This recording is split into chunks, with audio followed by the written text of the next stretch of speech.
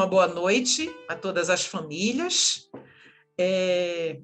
Eu gostaria de fazer uma breve apresentação do professor Lucas e depois ele vai falar um pouco sobre alguns tópicos muito importantes. O módulo, que é um módulo bem grande, um módulo amplo, que se subdivide em módulos menores, chamado a Matemática do Criador. Então, o professor Lucas, na sequência da fala dele, ele vai falar sobre como surgiu, por exemplo, como surgiu a ideia da matemática do Criador, por que a matemática do Criador, né? Vai falar um pouquinho também do testemunho dele, vai falar de alguns assuntos que são importantíssimos para as famílias. E eu vou falar algo agora no início e no final, porque geralmente algumas outras pessoas, famílias, entram depois, mas aí eu vou repetir.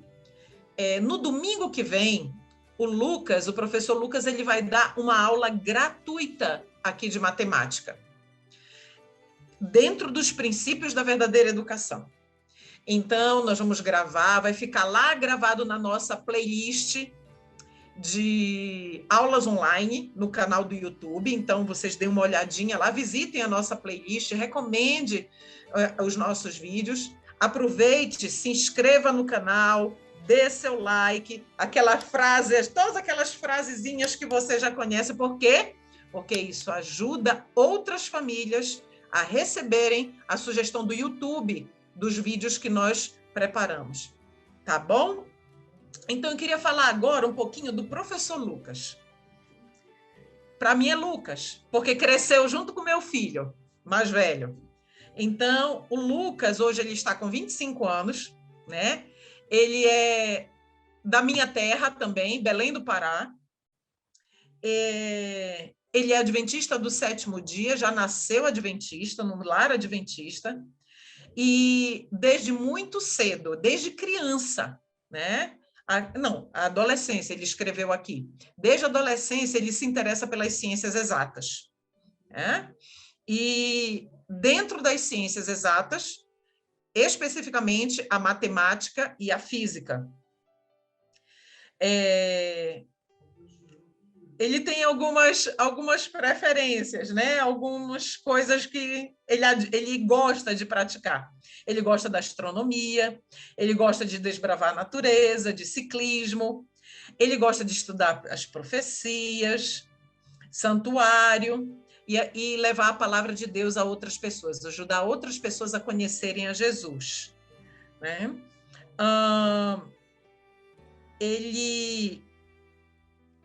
Hoje ele cursa Engenharia Civil na Universidade Federal do Pará e ele é técnico em edificações pelo Instituto Federal do Pará, esqueci o nome, o IFPA, né? É um Instituto Federal, um IF. Enquanto o Lucas não chega, eu gostaria de conversar com as famílias a respeito do que nós temos preparado, do que nós temos postado lá no YouTube. Rúbia e eu fizemos uma mensagem recente que envolve a verdadeira educação e a preparação para o alto clamor. Essa mensagem é uma mensagem importantíssima para as famílias. Quando vocês tiverem um tempo, se a mamãe estiver cozinhando, fazendo alguma coisa na cozinha, aproveite para ouvir essa pregação. Na verdade, não é uma pregação, é uma conversa e uma reflexão com fundamentação, que é para o nosso tempo. Tá bom? Então, Lucas, tudo certo aí agora? Então, fica à vontade, tá? Tá, só compartilhar. Já apresentei você. Obrigado. Perfeito. Então, boa noite a todos. Uma oportunidade que realmente alguns anos atrás eu não esperaria ter, e agradeço muito a Deus por essa oportunidade, que é estar compartilhando com os irmãos essa breve reflexão. E No final dessa reflexão, desse estudo, eu vou contar para vocês um pouco do testemunho de como esse projeto, um pouco mais de como esse projeto surgiu. Mas antes, só complementar, fiz uma biografia. Essa foto é minha e da minha família. É um pouquinho antiga, né? Então, um pouquinho diferente, mas é uma foto que eu gosto muito. Eu relaciono muito essa foto, eu tenho memórias muito boas com ela, então coloquei ela no material juntamente com a biografia. Também a tia Clemente já deve ter me apresentado. Meu nome é Lucas, tenho 25 anos, moro aqui em Belém do Pará, e graças a Deus, esse é algo que diariamente eu coloco nas minhas orações, eu recebi a bênção de nascer no lar adventista do sétimo dia. E todos aqueles que têm esse privilégio de nascer no lar adventista do sétimo dia, de fato, desfrutam de privilégios inimagináveis. Principalmente quando dentro desse lar os pais estão focados em proporcionar aos filhos a verdadeira educação, que nós vamos refletir aqui também. Desde a adolescência, sempre tive um gosto a mais pelas ciências exatas, principalmente matemática e física.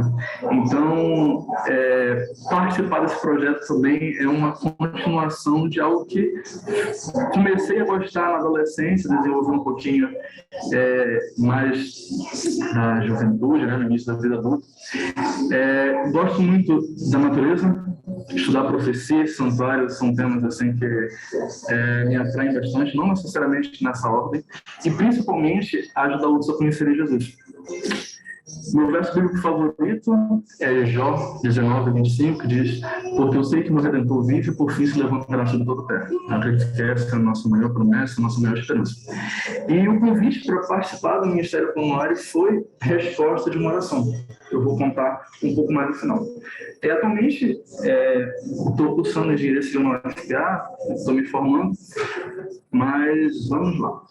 Então, nós vamos refletir. Nós vamos fazer uma breve reflexão, tanto na Bíblia quanto no Espírito de Profecia, quanto à verdadeira educação. Vamos lá. Só me aqui. Perfeito. Então, olha só. A irmã White, comentando sobre a questão da verdadeira educação, ela diz assim: nossas ideias acerca da educação têm sido demasiadamente acanhadas. Há necessidade de um objetivo mais amplo e mais elevado. A verdadeira educação significa mais do que avançar em certo curso de estudos. Por exemplo, você cumprir toda a sequência de ensino que nós conhecemos hoje. Você começa o ensino infantil, o ensino fundamental, o ensino médio, o ensino técnico, o ensino superior e assim por diante. É muito mais do que avançar nesse ritmo de estudos. E é muito mais do que a preparação para a vida presente. Ou seja, a verdadeira educação, o objetivo dela não se limita só na nossa vida terrena. Visa o ser e todo o período da sua existência possível do homem. É o desenvolvimento harmônico das faculdades físicas, intelectuais e espirituais. A verdadeira educação, ela prepara o estudante para a satisfação do serviço neste mundo e, principalmente, para aquela alegria mais elevada por um mais dilatado serviço do mundo vindouro. A fonte de semelhante educação é apresentada nessas palavras das Escrituras Sagradas, referentes ao ser infinito. Colossenses 2:3 diz: que nele estão escondidos todos os tesouros e a sabedoria. Então, no primeiro capítulo do livro de Educação, a irmã White ela já começa dizendo que a verdadeira educação ela não se limita apenas à nossa vida aqui na Terra, aos nossos afazeres, o que nós temos que desempenhar, que sejam as mais variadas funções que nós devamos desempenhar. A verdadeira educação está ligada à preparação do nosso ser para a eternidade. E nesse processo que nós estivermos aqui, nós utilizaremos essas habilidades aqui, mas o principal é para a eternidade. O livro Mensagem aos Jovens, ela fala muito especialmente para os jovens esse texto, ela diz assim: a verdadeira educação ela consiste em incutir ideias que impressionem o espírito e o coração para o conhecimento de Deus, o Criador, e de Cristo, o Redentor. Essa espécie de educação renovará a mente e transformará o caráter, robustecerá e fortificará o espírito contra as enganadoras insinuações do adversário das almas, habilitando-nos a conhecer a voz de Deus. Habilitará o instruído a se tornar co-obreiro de Cristo. Aqui na Terra nós temos uma missão que os anjos gostariam de ter, que é justamente de proclamar as 3 mensagens angélicas e principalmente o nosso povo dar o alto clamor. E para cumprirmos essa obra, nós precisamos da verdadeira educação. Nós precisamos, de fato, ser educados na escola de Cristo.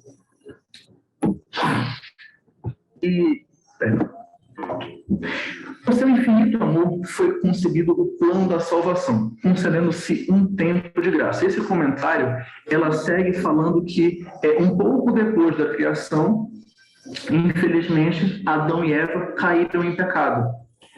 E nesse momento, Deus apresentou para eles um plano de salvação.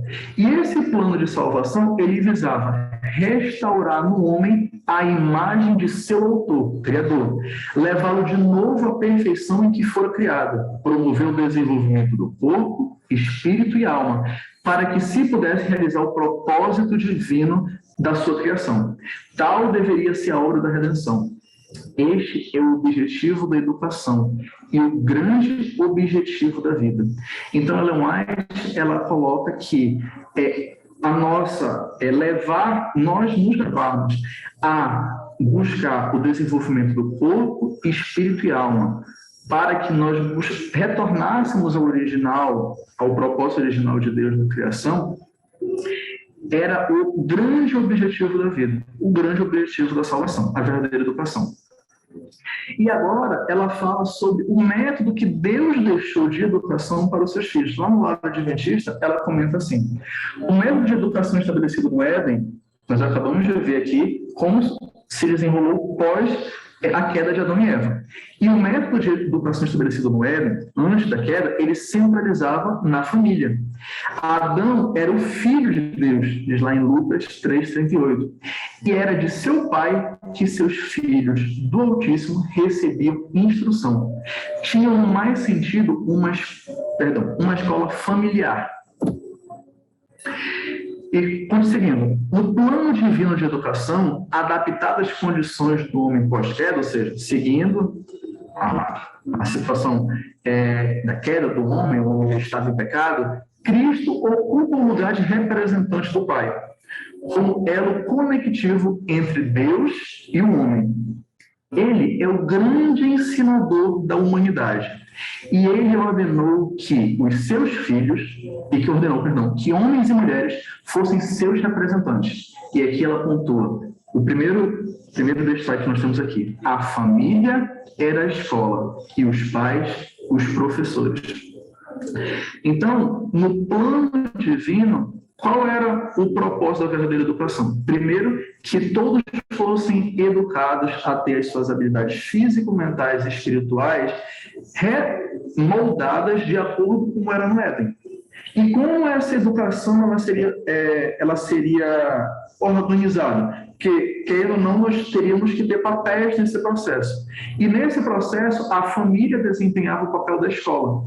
E os pais, o papel dos professores. Então, a primeira responsabilidade da educação dos filhos, ela recai sobre os pais.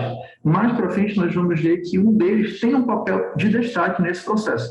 Mas os pais, os dois, são responsáveis pela educação dos filhos. Mas os homens que se ativeram aos divinos princípios de vida moravam entre campos e colinas. Ela fala aqui, esse comentário, é um pouco depois dela comentar sobre os homens que eram contrários às orientações divinas. Eles desceram para as planícies, construíram cidades, construíram escolas, e desde então o método de educação ele foi corrompido, até chegar no que temos hoje. Mas ela faz um contraponto falando daqueles que seguiam as orientações divinas. E ela diz que esses homens, ou seja, esse grupo de famílias que se ativeram aos princípios divinos, moravam onde? Nos campos e nas colinas. Eram cultivadores do solo e guardas de rebanhos. E nessa vida livre, independente e com suas oportunidades para o trabalho, estudo e meditação, aprendiam acerca de Deus e ensinavam os seus filhos a respeito de suas obras e seus caminhos. Tal método de educação que Deus desejava estabelecer em Israel. E da mesma forma como nós temos o Israel literal, que é o povo de Deus que saiu do Egito, que é descendente desde Abraão, Isaac, Jacó e assim por diante, hoje nós somos o Israel espiritual. Então, essa mensagem é diretamente para nós. Tudo que diz aqui é diretamente para nós. E observe que ela fala que ela faz uma ligação entre afazeres diários, trabalhos manuais, como método para educar os filhos. A irmã Cleuma, uma vez, estava comentando sobre que ela foi visitar uma amiga e essa amiga estava ensinando os filhos quanto à questão do plantar, essa agricultura. E nesse processo, eles tinham que limpar o solo, preparar o solo e para preparar os locais onde seriam colocadas as sementes. E um dos filhos dessa amiga da irmã Cleuma estava com dificuldade para tirar as ervas daninhas. E, a princípio, nós não conseguimos ver nenhuma aplicação prática quanto a isso. E logo ela fez uma aplicação direta quanto a essa situação. Ela disse assim, eu vou parafrasear porque eu não me lembro exatamente, mas eu me lembro assim, a situação mais ou menos como foi. Ela disse assim, olha, a erva daninha, ela é como um pecado. Para nós tirarmos ele da nossa vida, para nós limparmos ele da nossa vida, nós temos que fazer esforço. E esse esforço é justamente o esforço humano ligado ao poder divino. Então, uma aplicação muito prática no dia a dia, que a criança consegue compreender os conceitos divinos em um afazer diário. E era nesse método que Deus desejava estabelecer a educação em Israel. E olha só o que diz Provérbios 22:6. Educa a criança no caminho que deve andar, e até quando envelhecer, ela não se desviará dele. Ou seja, os pais que se dedicam na verdadeira educação de seus filhos, na formação do caráter deles, eles dão garantia, dão suporte, melhor dizendo, a essa criança, que essa criança permaneça nos caminhos de Deus. Ela vai ter subsídios suficientes para poder seguir a sua própria trajetória rumo à eternidade, assim, quando ela estiver na sua maioridade. E comentando esse verso, no livro Conselhos sobre Educação, Ellen White diz assim: as crianças carecem grandemente de educação apropriada, a fim de virem a ser utilidades ao mundo. Qualquer esforço, porém, que exalte a cultura intelectual acima da educação moral é mal orientado. Ou seja, quando nós priorizamos a educação secular, o saber que muitas vezes hoje nós mais aprendemos, nós mais decoramos para fazer provas do que de fato aprendemos os conteúdos. Então, quando mais nós destacamos isso em detrimento da educação moral, ela diz que é mal orientado. Instruir, cultivar, polir, refinar os jovens e crianças deve ser a principal preocupação de pais e mestres.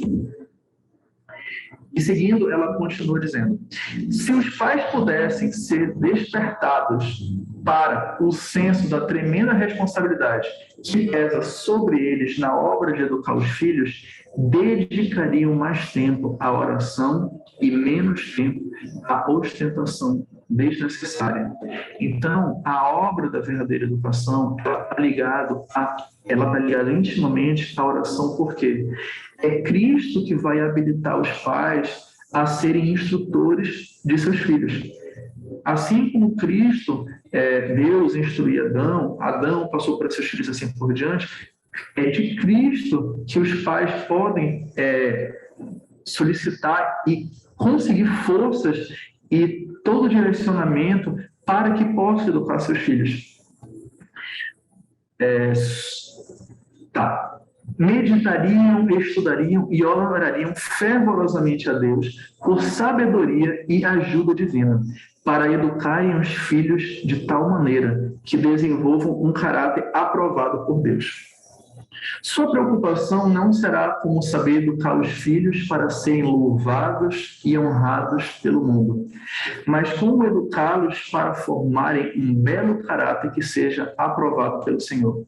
E, de certa forma, eu vejo isso na prática, porque nos centros urbanos, principalmente, nós supervalorizamos quando nossos filhos são honrados e louvados pelo mundo, quando nossos filhos tiram boas notas, quando eles se destacam na escola, se destacam em algum afazer intelectual, alguma atividade física. Isso traz felicidade para os pais. Mas a irmã White fala que essa não deveria ser a maior preocupação dos pais. A verdadeira preocupação dos pais deveria ser que seus filhos fossem bondosos, fossem gentis, fossem espirituais, fossem dignos, fossem honestos. Esse belo caráter que de fato era algo que era aprovado pelo Senhor. E ela diz mais no livro Educação: a formação do caráter é a obra mais importante que já foi confiada a seres humanos. E nunca antes foi seu diligente estudo tão importante como é hoje. Isso ela disse há mais de 100 anos atrás. Quanto mais importante deve ser em nossos dias. Jamais qualquer geração prévia teve de enfrentar transes tão significativos. Nunca antes moços e moças foram defrontados por perigos tão grandes como hoje. Na instituição que eu estudo, de fato, eu posso ver claramente esses perigos que a nossa juventude ela está exposta hoje. E, de fato, se não fosse a educação que recebi dos meus pais, recebi de pessoas tementes a Deus que auxiliaram nessa formação espiritual, muito provavelmente eu teria fracassado na fé quando adentrei na universidade. Então, teve um texto que anteriormente nós lemos, que a verdadeira educação ela visa nos preparar para resistirmos aos enganos do inimigo. E sabemos que nos últimos dias Satanás ele fará os maiores enganos, os maiores malabarismos, para que, se possível, os eleitos caiam. Mas pela força de Deus, os eleitos não vão cair, porque eles estarão firmes na palavra. E estas palavras lá para Moisés, escrevendo no livro de Deuteronômio, ele disse: e estas palavras que eu te ordeno estarão no teu coração, e as ensinarás aos teus filhos, e delas falarás, assentado em tua casa, e andando pelo caminho, e deitando-te e levantando-te. Também as atarás por sinal na tua mão, e te serão por frontais entre os teus olhos, e as escreverás nos umbrais de tua casa e nas tuas portas. E comentando esse texto, ela é mais no livro Mensagens Escolhidas, no volume 3, ela diz assim: se a mãe não tem tato e habilidade, se ela não sabe como lidar com mentes humanas, ela deve colocá-los sob a tutela de alguém que os discipline e molde e modele a sua mente. E esse texto foi um comentário bem interessante, porque aqui esse texto eu retirei, foi um comentário na Bíblia Legado, que por sinal eu recomendo que todos possam adquirir. E só abrir aqui. Nesse mais um dos comentários, que ela fala quanto à questão que os pais devem ser professores dos próprios filhos. Mas ela dá um conselho para que, caso os pais não tenham tato e habilidade, eles podem colocar esses filhos sob a tutela de alguém que os discipline. Por exemplo, em Israel, lá pelo tempo de Samuel, Samuel criou a escola de profetas. Nós vamos ver um pouco mais à frente. E na escola de profetas, Samuel, ele deixou à frente homens instruídos, homens tementes a Deus. Então, não é que eu posso, caso eu não tenha esse tato e habilidade de como lidar com as mentes humanas no desenvolvimento da educação dos filhos, porque, querendo ou não, chega um certo ponto nesse processo de educação que os pais ficam, sim, um pouco limitados. Não há nada que Deus não possa, de fato, auxiliá-los e dar-los todo o necessário para seguir. Mas caso eles não venham a ter, dentre os mais diversos fatores que podem ocorrer para que não se sintam habilitados, há pessoas tementes a Deus, há pessoas de fato íntegras, fiéis, honestas, que podem auxiliá-los nesse processo. E acredito que aí entra perfeitamente esse ministério do Plano Homeschooling, que visa valorizar, incentivar a verdadeira educação e também dar subsídio, suporte para os pais nesse processo.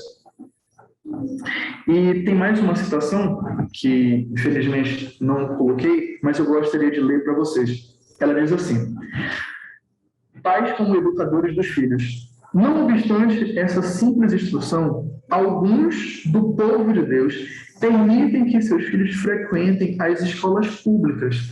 Quando a irmã White ela coloca escolas públicas, nós podemos simplesmente ler como as escolas mundanas, as escolas que passam a instrução conforme o ritmo do mundo, onde, nessas escolas, se misturam com os que são corruptos em moral.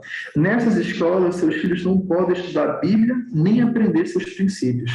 Pais cristãos devem tomar providências para que vossos filhos sejam educados em princípios bíblicos e não fiquem satisfeitos apenas por tê-los a estudar a palavra na escola paroquial.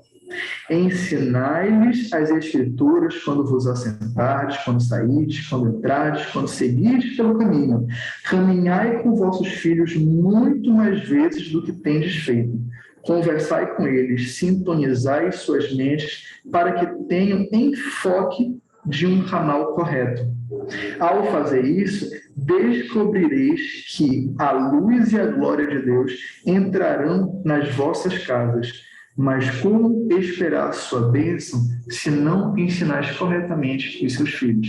Então, nós, no caso nós, não posso me incluir ainda porque não sou pai, mas todos os pais não podem esperar que seus filhos desenvolvam um caráter semelhante ao de Cristo, um caráter que os habilitará para entrar nas mansões celestiais, se os pais não estão comprometidos na verdadeira educação. E um exemplo clássico da Bíblia sobre a verdadeira educação na prática. E desde a tua meninice, o Paulo falando na segunda carta a Timóteo, e que desde a tua meninice sabes as sagradas escrituras que podem fazer-te sábio para a tua salvação, pela fé que há em Cristo Jesus. E agora nós utilizamos um verso, que é 2 Timóteo 3,16, que utilizamos muito para dar estudo bíblico, para falar sobre o primeiro tema, que é sobre a Bíblia Sagrada. Ele diz assim: toda a Escritura é divinamente inspirada e proveitosa para ensinar, para redarguir, para corrigir e para instruir em justiça, para que o homem de Deus seja perfeito e perfeitamente instruído para toda boa obra. E aqui. A mãe e a avó de Timóteo estavam unidas em seus esforços para treiná-lo para Deus. Qual era seu livro de lições? Então, qual é o livro? Porque, querendo ou não, quando nós começamos a estudar qualquer área, nós procuramos um livro que seja referência. E será que a verdadeira educação tem uma referência? Nós já vimos, mas claramente não mais fala. Qual era o livro de lições, ou seja, qual era o livro base que ajudava a mãe e a avó de Timóteo a ensiná-lo e treinar seus esforços para Deus?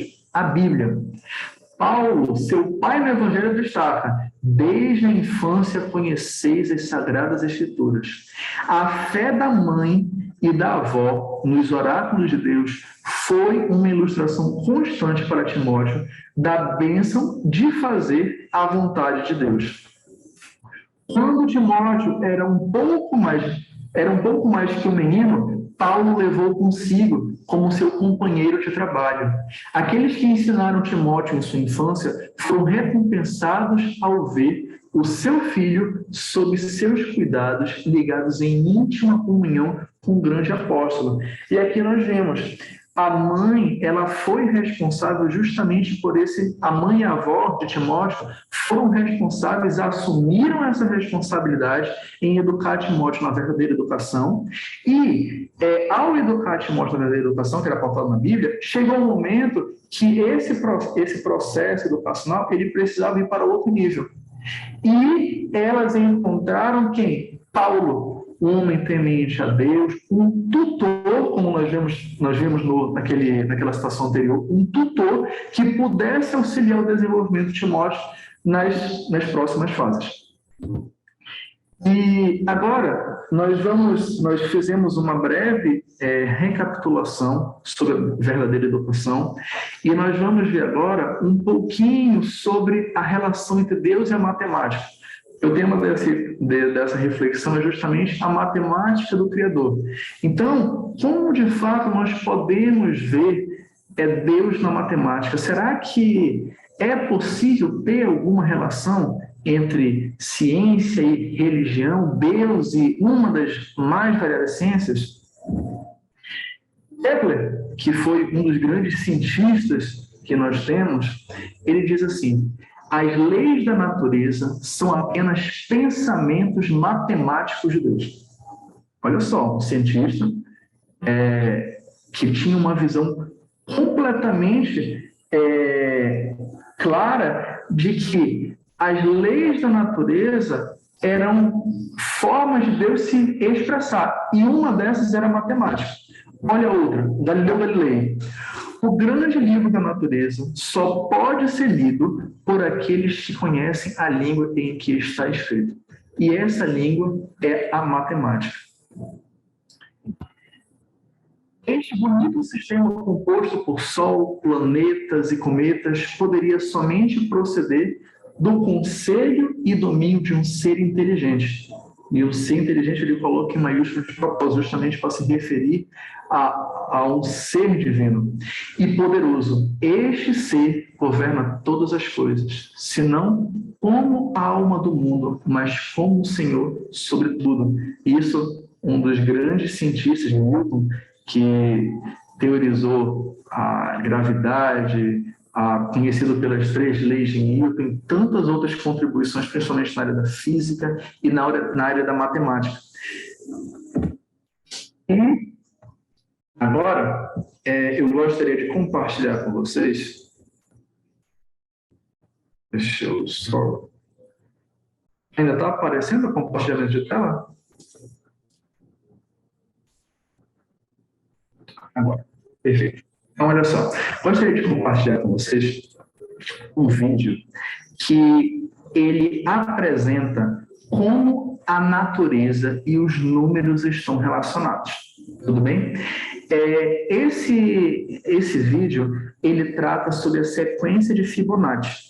A sequência de Fibonacci, ela diz o seguinte: o número, ele sempre vai ser, a partir de 0 e 1, o número sempre vai ser a soma dos 2 números anteriores. Então, por exemplo, 0 mais 1, 1. 1, que é o número anterior, mais 1, 2. 1 mais 2, 3. 2 mais 3, 5. E assim por diante. E dividindo todos esses números, essa sequência de números, que eu não vou me delongar aqui, até porque não é o objetivo, mas o vídeo vai ilustrar, é um videozinho bem curtozinho, de 3 minutos e 40, e ele vai dizer o seguinte: essa proporção, ou seja, essa razão entre um resultado e o seu resultado anterior é aproximadamente 1,61. E essa proporção, a matemática, ela chama de proporção áurea da natureza. Então, vou colocar aqui o vídeo, tá bom? Deixa eu só diminuir um pouco o volume. Só compartilhar novamente aqui a tela.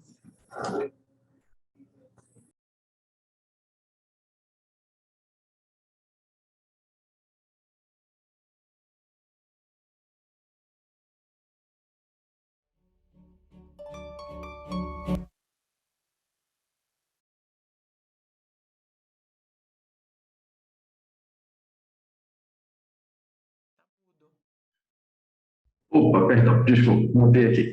Então, 0 mais 1, 1, 1 mais 1, 2, 1 mais 2, 3, 2 mais 3, 5, 3 mais 5, 8, 5 mais 8, 13 e assim por diante. E a razão desses números é 1,61, que vocês vão ver que é a sequência de Fibonacci. Segue o vídeo. 144.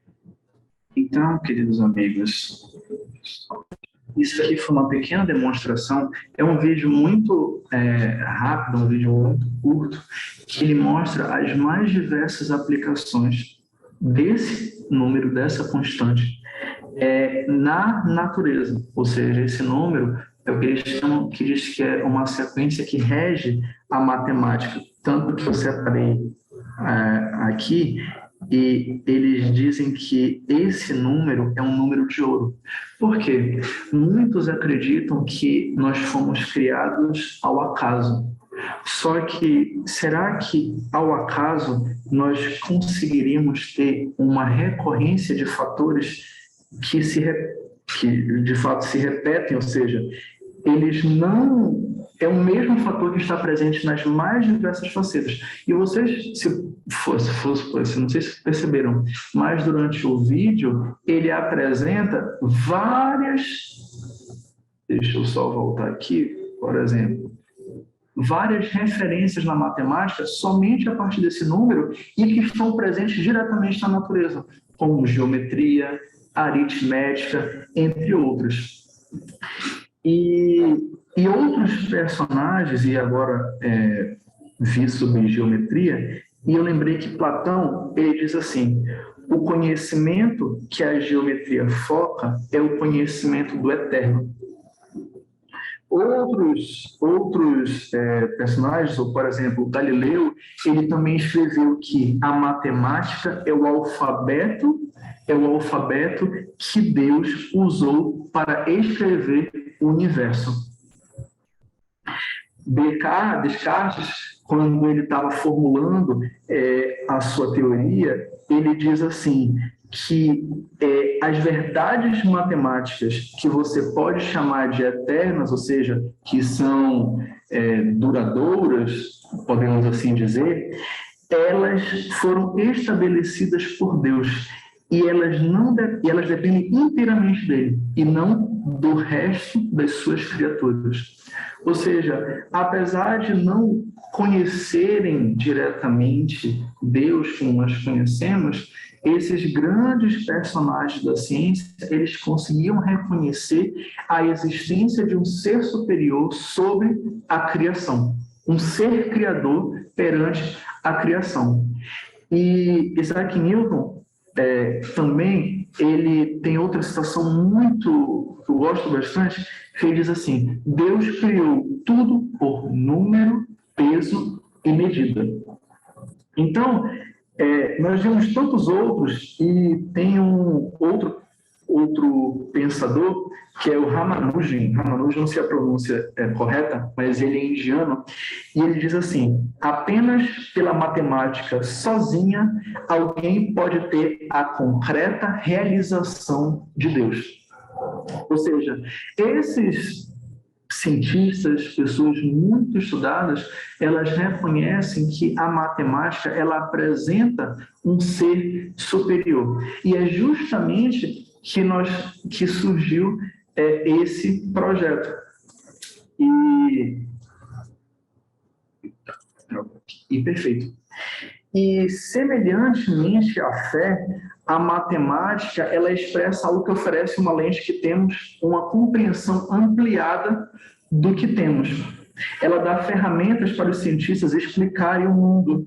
Ela dá ferramenta para que todos possam ver, de fato, o ser criador. E o projeto A Matemática no Criador, ele entra justamente dentro desse projeto, dentro dessa visão. Deixa eu só compartilhar novamente aqui a tela.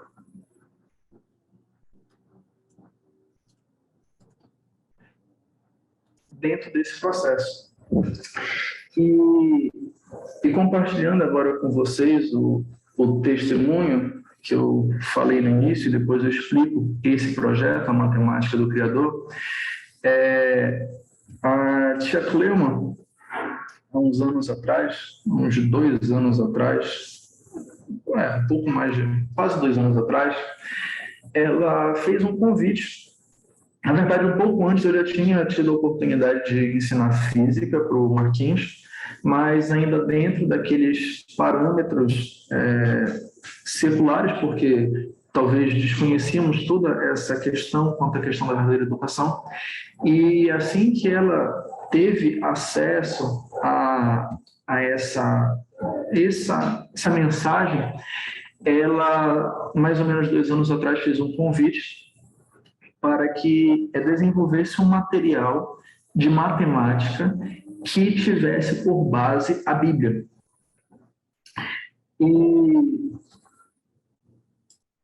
E dentro desse projeto, ele teria que explicar a matemática tirando exemplos das Escrituras Sagradas ou aplicando nas Escrituras Sagradas. Então, o projeto da matemática do Criador, ele seguiu basicamente desse princípio, em que nós buscamos ensinar e passar a matemática através das Escrituras, dos exemplos que nós temos das Escrituras, ou aplicar esses conhecimentos nas Escrituras. E esse projeto, a irmã Cleuma, ela deu uma orientação inicial. Ela e o esposo, o irmão Márcio, eles deram alguns assuntos, enumeraram alguns assuntos das quais eles acreditaram que, dentro desse princípio da verdadeira educação, seriam úteis para a formação no caso do Marquinhos, mas que também fosse expandido para as demais famílias que desejassem ensinar seus filhos dentro da verdadeira educação. E nesse projeto, deixa eu só ver se eu consigo aqui. E dentro desse projeto, nós subdividimos em 5 módulos, tudo bem? E esses 5 módulos, eles me passaram essa sugestão e disseram que se tinha mais alguma contribuição, algo que tivesse justificativa, exemplos nas Escrituras que pudessem somar com esse conhecimento. Então, foi estruturado esse projeto em 5 módulos. Nós temos o primeiro módulo falando de números e operações. Então, nós vemos todas as operações básicas e fundamentais. Soma, subtração, multiplicação, divisão. Nós vemos frações, particularidade lá de divisão. Vemos também números decimais, potenciação. E em cada um desses tópicos, sempre volto a reforçar, nós buscamos destacar a Bíblia. Por exemplo, como o conceito de soma ele é ensinado? Nós temos, por exemplo, na genealogia. Na genealogia bíblica, se vocês tiverem um tempo para dar uma olhadinha, nós temos assim,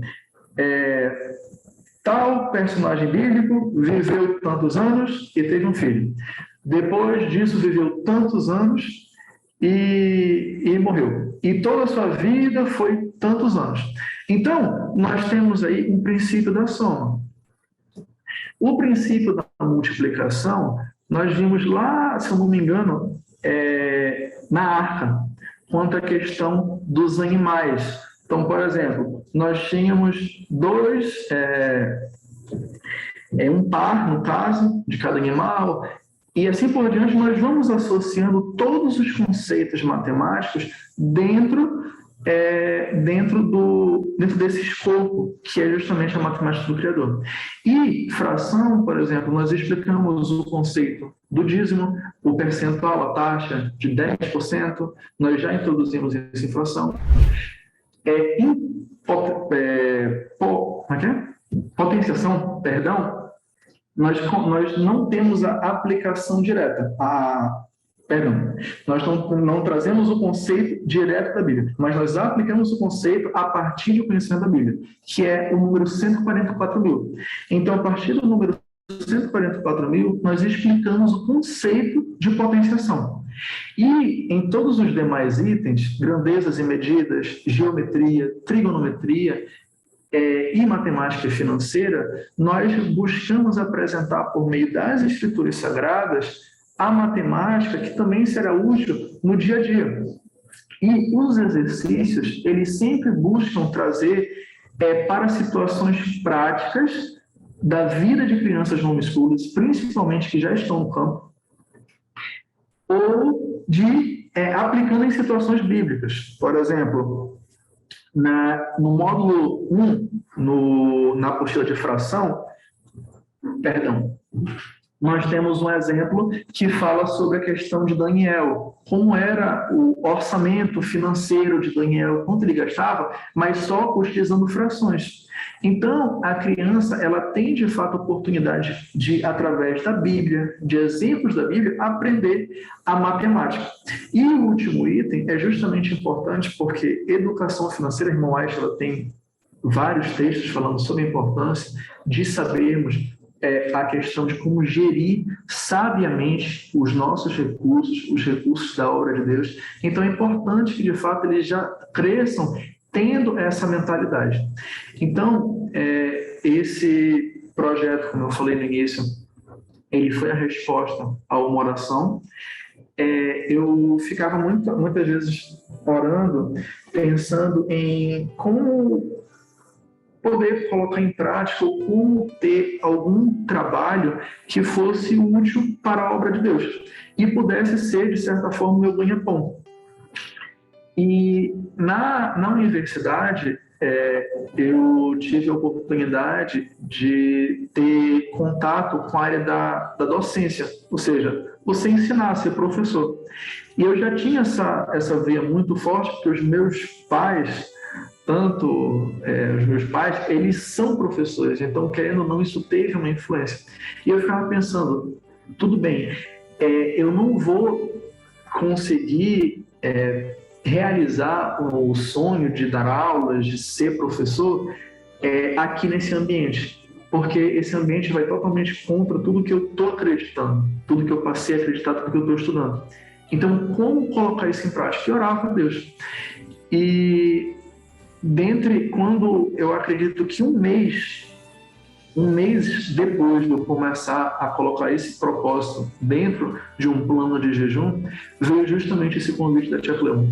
Então, por isso que no início eu falei que esse projeto, ele surgiu justamente foi uma resposta a uma oração.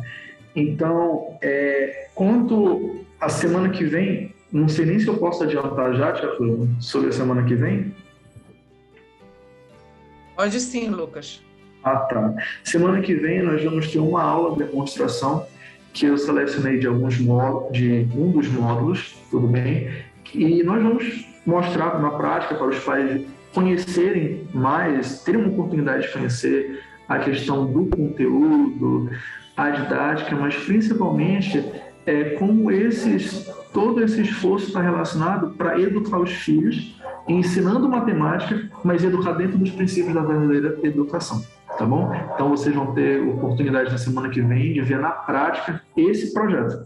Então, desde já agradeço a Tia Cleuma pela oportunidade, perdoem pelo tempo, pelas falhas técnicas que tivemos nesse processo, mas é isso. Obrigada, Lucas. Obrigada. Você pode retirar o slide só para a gente poder ficar com a tela cheia de novo? Obrigada, querido. Então, o Lucas, ele faz um esforço muito grande para me chamar de irmã Cleuma, mas ele me chama de tia, porque eu conheço o Lucas desde criança. Meu filho está com 26 anos, Lucas faz 26 agora em dezembro, e desde criança que nós nos conhecemos. Os pais do Lucas são nossos amigos de longa data, então é uma amizade já de muitos e muitos e muitos anos. E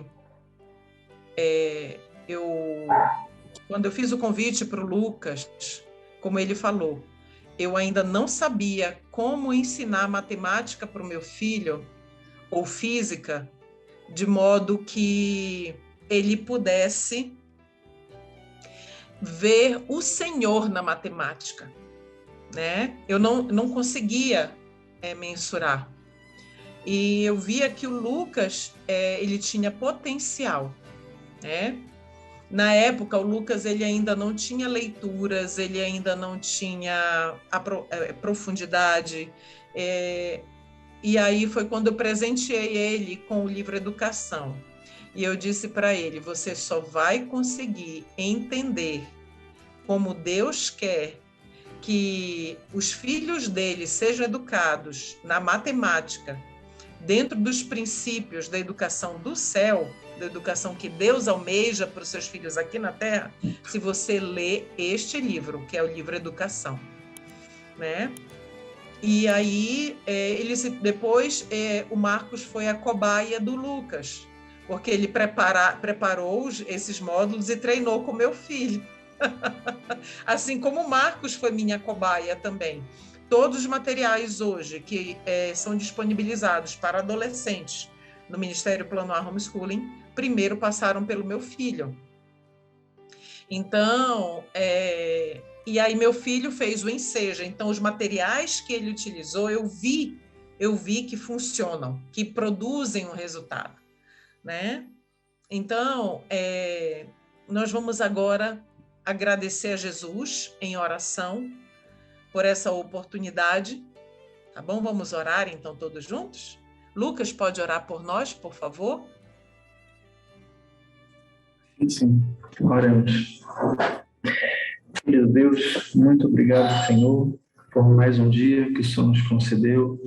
Muito obrigado por essa oportunidade, Senhor, que temos de estar aqui juntos, entre irmãos, buscando conhecer mais sobre a verdadeira educação, como eles devem educar seus filhos, mas como nós devemos estar envolvidos nessa grande obra, Senhor, que está intimamente ligada com o teu plano de salvação.